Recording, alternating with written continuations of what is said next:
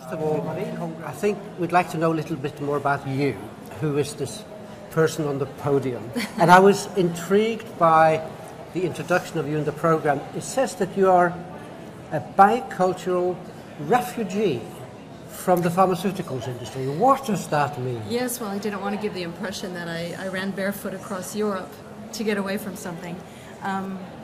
I was working in marketing and market research for the pharmaceutical industry. Yes. And then 10 years ago, I chose to be involved with associations. I felt that it was really important for me to be at that stage of my life. I was had spent my career being involved in the corporate world, and I felt it was time for me to get involved in something that met my needs, my intrinsic needs to really help. So you went to medical associations. So yes. So you stayed in the field, health field, yes. Okay. But now working as a consultant for medical associations. And the bicultural? I've been living in France for 20 years. I'm also French citizen, so I'm French American. But the French American. American, yes. Okay. Mm-hmm. Okay. So do you feel now you're French, or? I don't feel like I belong anywhere. you're a bicultural, multicultural person. Yeah. I wherever I am, I feel that's my home. Okay. So I mean. So what is it you do in your daily job? What kind of assignments do you have? We work with medical associations in order to help them with their strategic planning processes, also with governance structures and motivating governance in order to help them become more visionary and more strategically focused. And we help associations work on other things, like helping them find the right strategic partners that they should be working with, that really makes a good match for them. And also other things like we do evaluation of congresses, getting feedback from delegates and members, and also just the general market environment. Very interesting. So you're looking at the whole spectrum of issues. Yes. And how to run these associations better and to grow and to reach their mission. Yes, and we work with quite a large range of medical associations, most of them European. Mm-hmm. So, yeah. Tell us a little bit what you have installed for us in this program stream that we're going to share with our remote audience today. Yeah, actually I'm quite interested myself. If I wasn't chairing this session, I'd probably be attending it. Yes. The first one is there's actually 3 sessions going on today. The first one is about developing that portfolio and strategy for an event. So not necessarily pricing, because pricing then will be the next session, and then we'll finish off with technologies that associations are using for their events. Mm-hmm. So in the first session, I think we're going to start out with a consultant who really has a very theoretical concept of events and how to create that portfolio and be strategic about those events. And then we'll have some case studies from... that's good, yeah. I'm really very interested in that. That's a good format, to have the theory and the framework, and then to have the people who've actually done it. Yes, I think it will really make sense, and I'll come together, and I'm really hoping for audience participation. Yeah. Of course, I've got my list of questions that are probably meaner than the ones that the audience will come up with, but I really would like the audience, if they have some things in their minds, to really express them and ask those questions. And of course, we'll invite remote audience as well to voice their opinions and to use we call it the remote panel, or there's a separate tweet panel for the remote audience, so they can comment and ask questions and so forth. So that's the first part is then commercializing. Well, creating that portfolio, and understanding what kind of strategy you're going to have for your event, and there really is a whole strategy behind that. And it's not just necessarily your big annual event, but there are also smaller events, educational events, workshops, other things that I'd like to find out what these associations are doing. So I will be probing them a little bit. Are associations mostly looking at their events and their portfolio as a source of funding of whatever they do and whatever mission they serve, or do you find that these are also critical parts of how they achieve their mission? I think the associations that I work with are medical associations, and they're serving the needs of their members, and they're really sincerely, I believe they do need these revenue streams, but that is not their focus. They're really focused on education for their members and for their delegates. They're focused on getting information out, up-to-date information. They want to be at the leading edge of that information. They want to be the reference for their medical fields and in all of those areas. And I sincerely believe that it's important for them. Yeah. They know it's important for them. They can't hold these events at a loss. But is it a challenge sometimes that the revenue generating focus is maybe overshadowing the educational focus and the purpose of the event to fulfill their mission?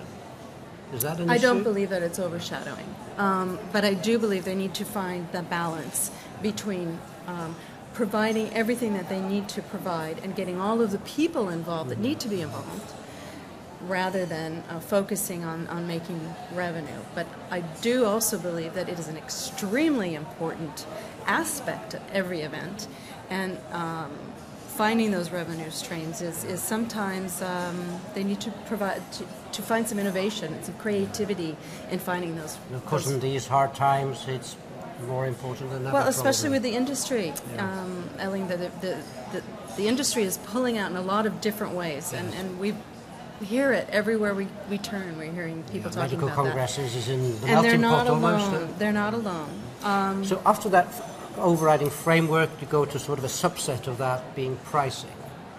That's right. Pricing strategy. We're going to talk about pricing strategies, and I believe you're going to be talking to Benita Lips also. She's going to be presenting in that. Okay. And also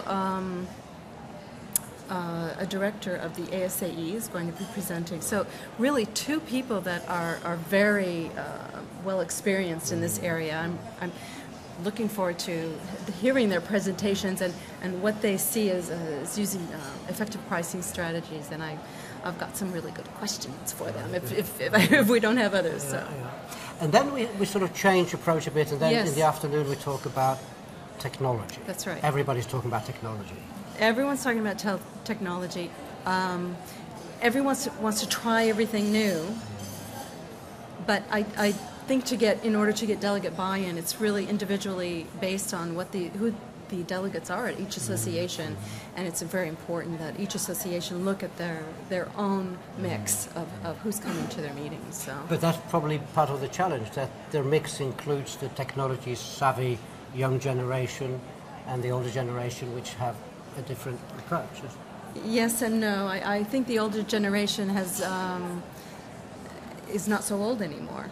They're learning from the young. Huh? That's right, and I think they're participating.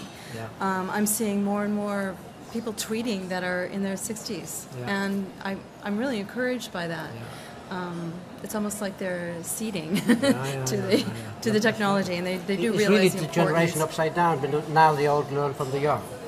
And usually it's the young generation learning from the old. So it's lovely, but because the older generation is getting involved, the younger generation is starting to listen. Yeah. I really think so. I think that's really encouraging. Is there a danger that because technology is hit, that we're going to get technology for the sake of technology and without clear focus? Yes. That's why you start with a strategy? Certainly that is a danger. And in fact, MMR has just joined a partnership with Newton Strand, who is a technology company. Yeah. And we're going to work with them because they want to work with associations, but they don't want to just sell them the whole pot. Because associations don't need everything necessarily. And so we're going to help them to help the associations really to define what their needs are and to look at what they really need and what the delegates are going to be able to accept. Judy, I know that you need to get up on that podium and get sacked up and get ready. It was lovely to have you here. Thank you very much. It was nice to participate. I wish you a really good day. And I think I must make sure I can get into these sessions. It sounds really interesting. Yes, especially I think you'll have some good ROI questions. Yeah, very good. Good. Thank you very much. Thank you. And have a good day. Thank you. So now we're going to bring on our second guest. She is Benita Lips. She is a speaker, as Judy mentioned, but she's not here as a speaker. She is here really primarily as a delegate. And Benita, I know we've met before. Nice to see you again. Nice to see you as well. This is not your first time at the Association Congress. No, it's the third time I'm here. I've been to one in London quite a few years ago. I've been last time in Liverpool. Yes. And now I'm here. Yes. You had something which I think sounds rather grand. It's the DaVinci Institute? It is, yes. What is the DaVinci Institute? Well, we're a European think tank and consultancy who try to drive social innovation. So we bring together people from associations, from science, from culture, who have new ideas of how to tackle the problems that our society faces today. We help them to create joint projects, networks, and facilitate this exchange between people who come from very, very different backgrounds. So you don't work then only with associations, but also with other institutions and governments and so forth? Absolutely, yes. I think associations this is what associations are doing. They're facilitators, but there are also lots of people who are not linked to associations, who have great ideas, have great projects, and we work with anybody who wants to do that and connect on an international level. So how long have you been doing this? I've been doing this for just over a year now. Okay. I worked for an association before, for the European Science Foundation, looking after their meetings program. So it's a very nice transition.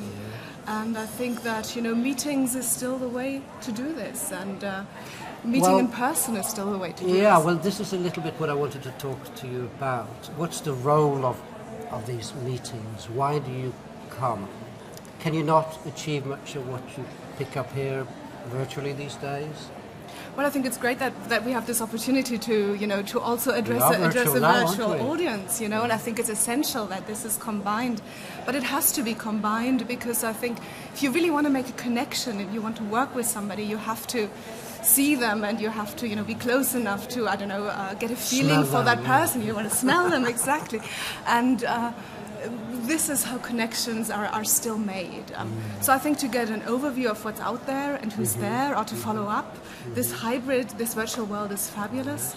But to really effectively connect, you still have to be face to face. Hybrid is just because you couldn't be there. I think all these people watching us, they wish they'd be here in Estoril in 25 degrees and meeting all these people face to face. Yeah. Well, and hopefully they'll have a chance to do that in another setting, and now they have a chance maybe to see who they want to meet. But I think being here is fantastic, and it's a fabulous program this year. I have the feeling it's getting bigger and bigger every year and more diverse, so it's a fabulous location. So, just a few words about you. You've come as a delegate for several years. You would have been here, I think, as a delegate. But I think some of our loyal delegates, they turn into speakers because you have the experience that you do. So just say a few words about what you're going to speak about. Well, I'm going to speak about innovative pricing strategies. Yes. I'm trying to introduce a model how you can use price to make your events better. I think that a lot of associations think that pricing is not a strategic thing. They don't understand that you have to measure it, that it's all about ROI as well. I'm going to speak about how to use social media and digital marketing to run an association on a small budget. And I'm going to be involved in another session on social media. My presentations will be online as well. I'll be busy. Say a little bit about your experience with the Association Congress. Is this the place where you come to meet your community, or are there many meeting places that you go to and you meet the association world? Well, I think that there's a few places which are fabulous for that. I think, IMEX and Confex are very good networks, but you don't always have the chance to meet in a more intimate surrounding and get such a fabulous content and educational program. And I think the associations, this is a really good place to do that. I think that we need to get association leaders together more because they often don't understand that they're part of an industry. They come from backgrounds, come from professional backgrounds, suddenly they're leaders. And they don't always look out at other leaders in this industry. They tend to sort of live a little bit in their own world? Well, in their own level of expertise, if you're a medical leader, maybe you don't understand that you have a lot in common with somebody who deals with environmental issues. This was the point of the keynote speaker this morning as well, wasn't it? That industry is going to start, or corporations going to start to look more like associations. Exactly. So I think this role that associations have as facilitators, this Congress has that for associations, to be a facilitator, to bring them together. Interaction between them. And people who would normally never think about meeting, you know. Yeah. And here they come together around a very interesting program. I think it's nice to meet people in the exhibition as well, without being pushed into... You can choose to go and see them, yes. Exactly, or you can choose to walk by and just browse. And, but when we talk about associations in general and social change and innovation, are associations going to have to change now to survive and to flourish? Is the future different from the past in significant ways? Well, I think that associations are very, very important. They're playing a more important role, so in that way their future is very safe. Okay. But I do think that we have much more mobile and flexible careers nowadays. So somebody who starts in one profession might not necessarily stay in that profession. So associations have to find ways of retaining these members who might, jump from one career to the next, and be a bit more open about how to attract these people who have hybrid careers, hybrid lives, international careers. And I think for that, they have to find new ways of membership, they have to find ways of working with each other, and to add value, not just to members, but to a larger... Bigger community. A bigger community. What about their congresses and meetings? Are they going to look the same 5-10 years from now? The format today is fairly predictable. Is it going to continue like that, or? I think it's a difficult balance act between giving talented people the chance to speak, which is something that they have to do for their members, and providing an excellent program. But I think we have to get more and more into a dialogue also at these events. I think social media will help a lot to do that. That people can send in their questions, engage. I think we have to move away from speeches that we've heard many times before, books that we can also read online, and get more into discussions, into panels, into fishbowls. So the participant is becoming more active. Yes. That's the key. And I think, participants are experts, and they should have the chance to speak about their experience, and experts should be there to facilitate that and use their knowledge to enrich that discussion. And I think that's where we have to get. So you want shorter presentations, more interaction, more discussion, more exchange, drawing more of the wisdom of the audience? I think would be... That's the future? I think that's the future of association meetings, yeah. But I'm sure we'll see you again year after year for Association Congress. Absolutely. Thank you very much for being here. Thank you very much. Thank you for talking to us. Okay. And have a nice day, and good luck with your presentation. Thank you very much.